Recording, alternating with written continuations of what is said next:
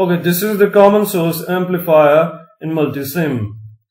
Notice that we have included a resistance in the source terminal and we have biased the MOSFET by fixing VG. Now our MOSFET is an N-channel enhancement type. Let's look at it. Here we are.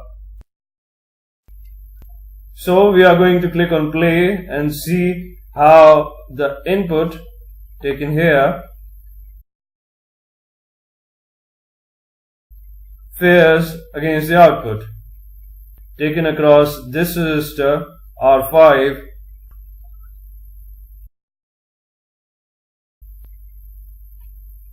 Now you can clearly see that the output is amplified and also faces a phase inversion of 180 degrees. So our objective of linear amplification is indeed achieved.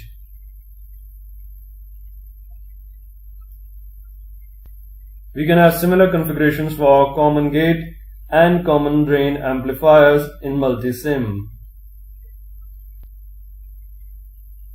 You should try and practice this.